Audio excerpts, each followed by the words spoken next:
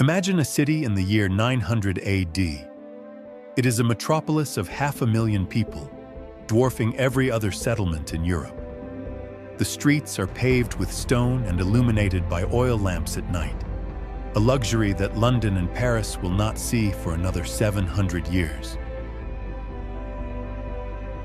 There are running water systems in private homes, hundreds of public baths, and 70 libraries open to scholars from around the world. In this city, surgeons are performing cataract operations with hollow needles. Musicians are playing the lute and eating three-course meals with forks. Astronomers are calculating the circumference of the Earth, while the rest of the continent still fears falling off the edge of it. Where are we? Is this Rome? No, Rome is a ruin. Its population collapsed to a mere 30,000 people living in the shadow of the Colosseum. Is it London? No, London is a muddy village of wooden huts where the average life expectancy is barely 30 years. Is it Paris? No. The King of France cannot even read his own name. This city is in Europe, but it is not European. It is Cordoba. And the people who built it were not Romans, or Visigoths, or Franks. They were Africans. They were Arabs. They were Berbers. They were the Moors.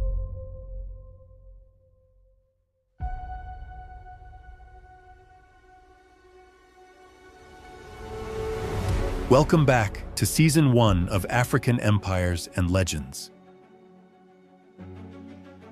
In our last episode, we traveled up the Nile to witness the sheer military might of the Black Pharaohs. We saw how the Nubian kings of the 25th dynasty, Paye and Taharqa, conquered ancient Egypt, restored the pyramids, and stood defiant against the Assyrian Empire.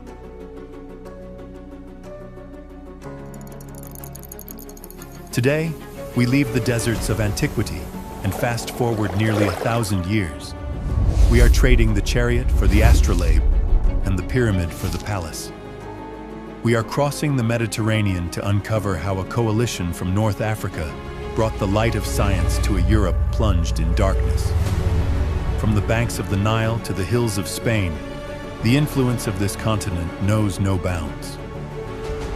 Let's return to the year 711 AD. For nearly 800 years, while the rest of Europe stumbled through the Dark Ages, a time of plague, superstition, and endless feudal war, the Iberian Peninsula, modern-day Spain and Portugal, was a beacon of science, art, and tolerance.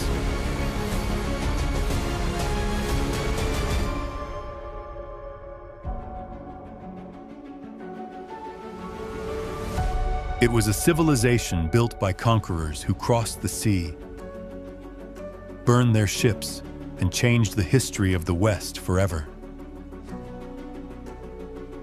But who were they? Where did they come from? And how did a coalition of North African tribes manage to conquer a European kingdom in a single afternoon? Today, we uncover the story of the Moors of Al-Andalus, the story of the general who gave his name to the Rock of Gibraltar, the story of the blackbird who invented modern music, and the story of how they single-handedly saved the knowledge of the ancient world.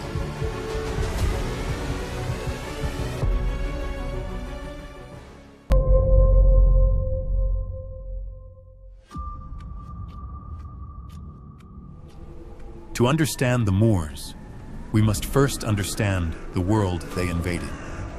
In the early 8th century, Spain was known as Hispania.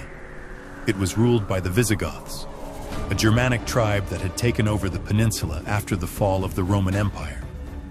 But the Visigothic kingdom was crumbling from the inside out. It was a land of constant civil war, famine, and brutal religious persecution. The Jewish population of Spain, which had lived there for centuries, was being systematically oppressed, forced to convert to Christianity or face slavery and death. The peasants were starving, taxed into oblivion by a corrupt nobility. The king, Roderick, was a usurper who had seized the throne by force, murdering the previous king. He was deeply unpopular, paranoid, and surrounded by enemies. Legend tells us that he made a fatal mistake that would doom his kingdom. He dishonored the daughter of one of his own governors, Count Julian of Ceuta. Ceuta sits on the North African coast, just across the narrow Strait of Gibraltar. It was the last stronghold of the Old World, a fortress city clinging to the edge of Africa. But surrounding it was a new power, the Umayyad Caliphate. The armies of Islam had swept across North Africa like a desert storm, converting the indigenous Berber tribes, the Amazigh, to the new faith. These Berbers were fierce, independent warriors of the desert and mountains. They had fought the Romans, they had fought the Vandals, and now they were part of the expanding Islamic world. They were looking for a new conquest. And then, the door to Europe was opened from the inside. Count Julian, seeking revenge against King Roderick for the abuse of his daughter, reportedly sent a secret message to the Muslim governor of North Africa, Musa ibn Nusayr. The message was simple and devastating. "I will lend you my ships. Come and take Spain." Whatever the truth of the legend, the historical reality is clear. Spain was weak, divided, and ripe for the taking. The Berbers were strong, united by a new faith, and hungry for glory. The stage was set for a collision of civilizations.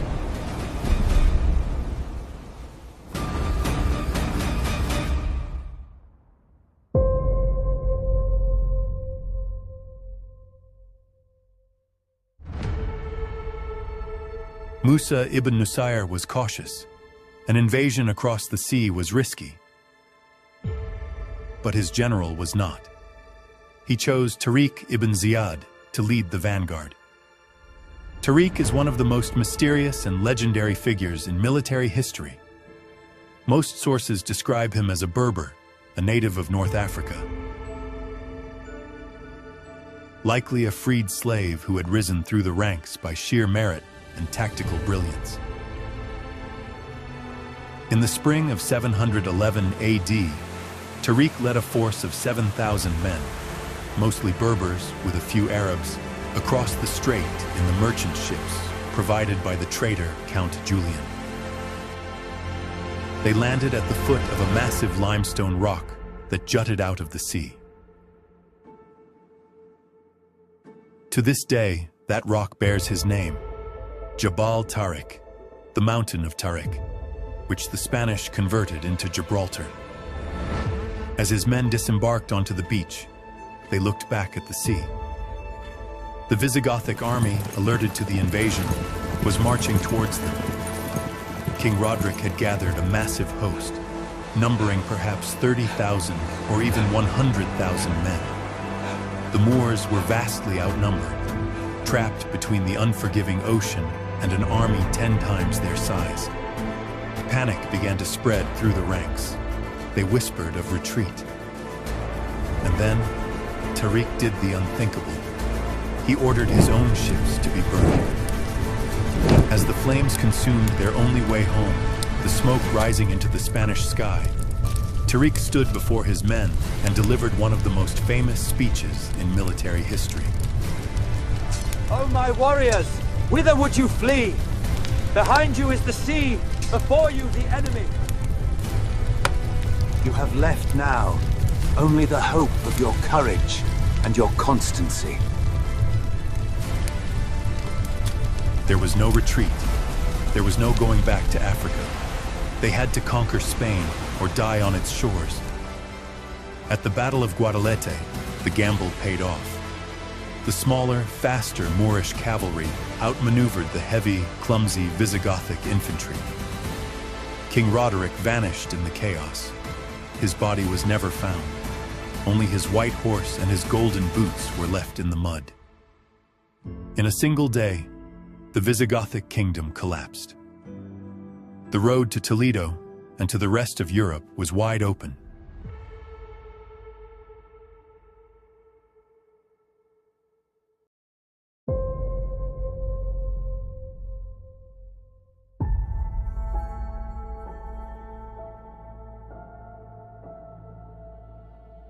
The Battle of Guadalete was not just a victory, it was an earthquake.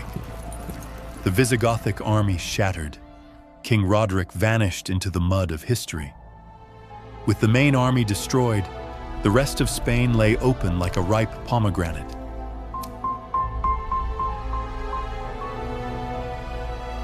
Tariq ibn Ziyad didn't wait for orders. He marched north with lightning speed. City after city, Cordoba, Toledo, Seville, threw open their gates. In many cases, the Jews of these cities, having suffered brutal persecution under the Christians, welcomed the Muslims not as conquerors, but as liberators. They garrisoned the cities while the Moorish army moved on. Within just 7 years, nearly the entire Iberian Peninsula was under Islamic rule. They called this new land Al-Andalus. But the real story of Al-Andalus begins 40 years later, with a survivor. In Damascus, thousands of miles away, the ruling Umayyad dynasty was overthrown and slaughtered by a rival clan, the Abbasids. Only one prince escaped the massacre, Abd al-Rahman. He was a tall youth with a falcon's gaze.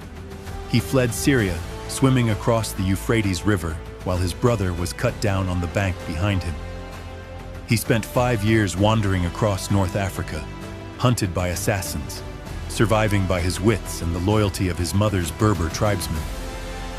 In 755 AD, he crossed the sea to Spain. He was a prince without a kingdom, a refugee with nothing but his bloodline. But he united the squabbling factions of Al-Andalus, defeated the governor, and declared himself the emir of Cordoba. His enemies called him Sakr Quraysh, the Falcon of the Quraysh. He founded a dynasty that would last for 3 centuries and turn Spain into the most advanced civilization in Europe. Abd al-Rahman didn't just build a kingdom, he built a paradise. But before we walk through the golden halls of Cordoba and meet the man who invented toothpaste, deodorant, and the 3-course meal, I have a quick request. If you are enjoying this journey into the lost history of the Moors, please take a moment to hit the like button and subscribe to the channel. We are uncovering the empires that history books often ignore, and your support helps us keep the lights on, just like the street lamps of Cordoba. Now let's enter the City of Light.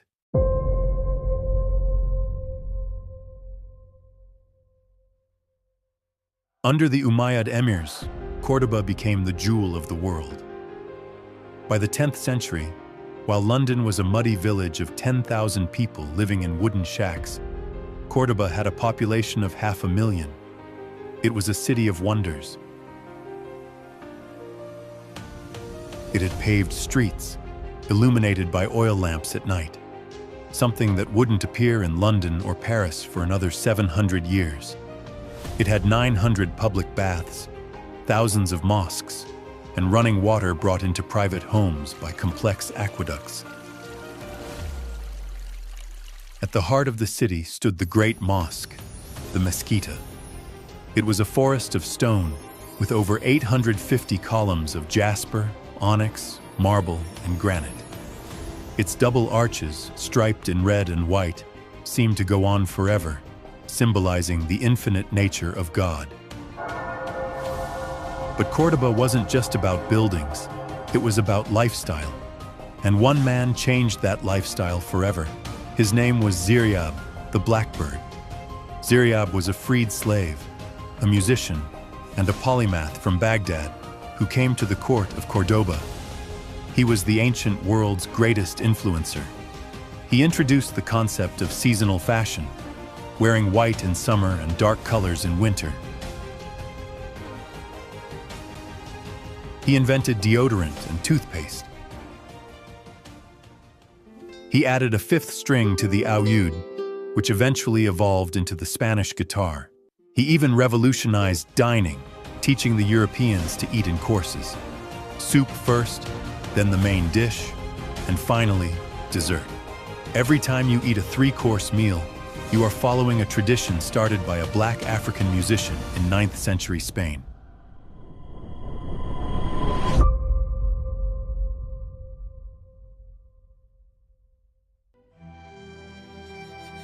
While the rest of Europe relied on superstition and burned witches for using herbs, Al-Andalus relied on observation and logic.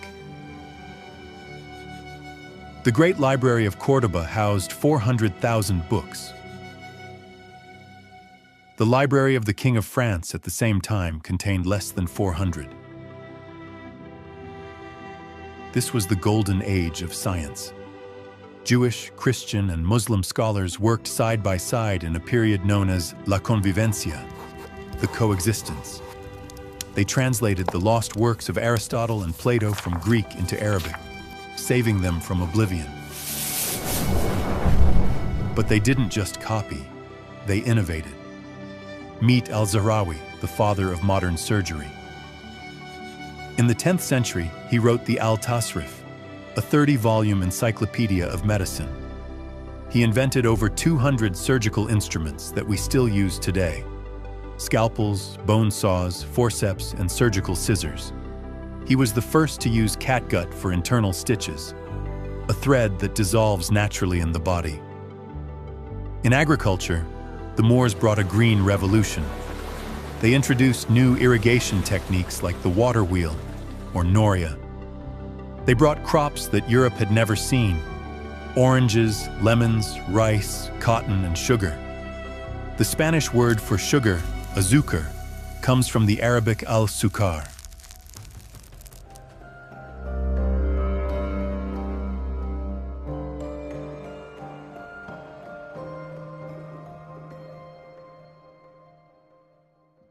Al-Andalus was a beacon of light, but light casts a shadow. And in the north, the Christian kingdoms were slowly, quietly rebuilding their strength, waiting for the moment the light would flicker. But empires, like the moon, wax and wane. The golden age of Cordoba could not last forever. In the 11th century, the great Umayyad Caliphate fractured. Civil war tore the unity of Al-Andalus apart, and the single powerful state shattered into dozens of petty kingdoms known as the Taifas. It was a chaotic, beautiful mess. Each Taifa king tried to outdo the others in art, poetry, and architecture. They built stunning palaces in Seville and Valencia, but politically they were weak. They spent more time fighting each other than defending against the growing threat from the Christian north.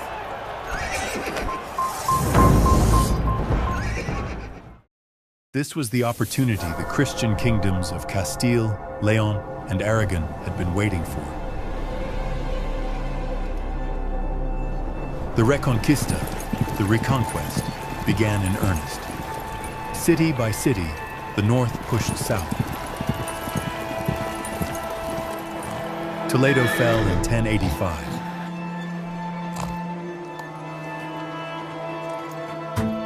Desperate, the Taifa kings called for help from their ancestral homeland, Africa. A new power had risen in the Maghreb, the Almoravids, and later the Almohads. These were not the cosmopolitan poets of Cordoba. They were fundamentalist Berber warriors from the deep Sahara and the Senegal River. They crossed the strait, crushed the Christian armies at the Battle of Sagrajas, and reunited Al-Andalus under a strict, puritanical rule. The era of tolerance was over. Books were burned. Wine was poured into the streets. But for a time, the advance of the Reconquista was halted.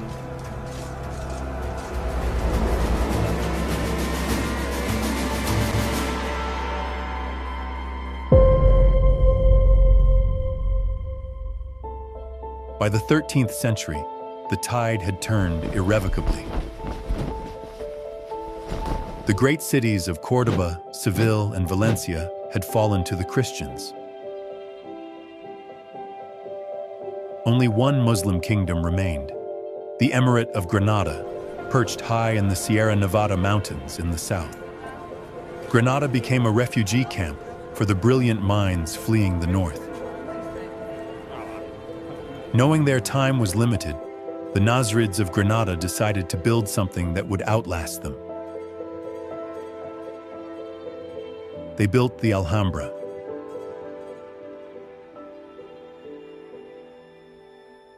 The Alhambra is not just a palace, it is a poem written in stone. It was designed to be a literal paradise on earth. Every wall is covered in intricate stucco calligraphy, repeating the phrase, "Wa la ghalib illa Allah." There is no victor but God. It is a monument to beauty, sadness, and resignation. For 200 years, Granada held on, paying tribute to the Christian kings to survive. But in 1492, the end finally came.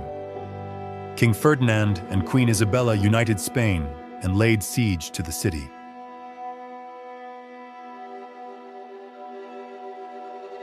On January 2nd, 1492, the last Sultan, Muhammad XII, known to history as Boabdil, surrendered the keys to the Alhambra.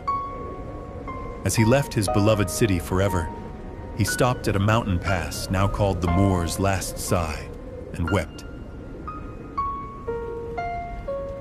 His mother, Aisha, famously scolded him, "Do not weep like a woman for what you could not defend like a man." The Moors were expelled, forced to convert, or killed. But they left a ghost in the machine of Western civilization.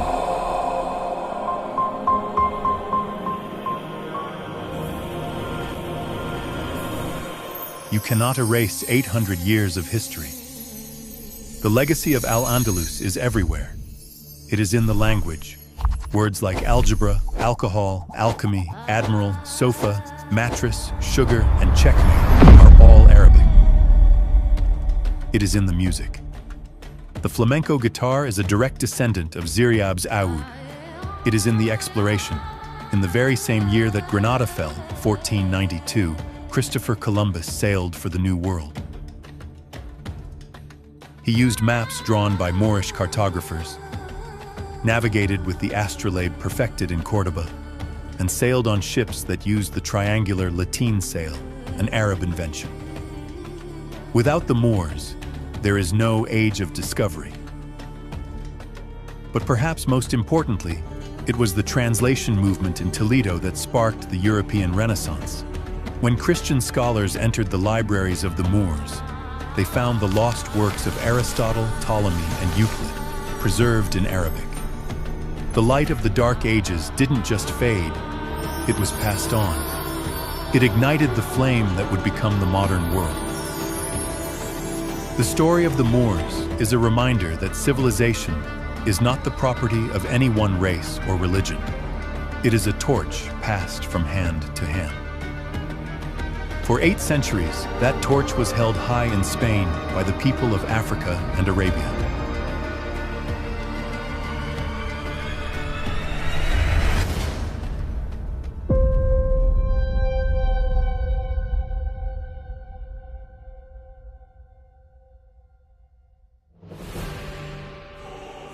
Thank you for watching Episode 3.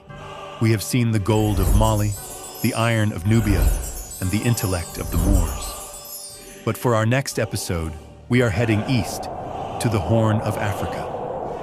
Join us for Episode 4, The Keeper of the Ark.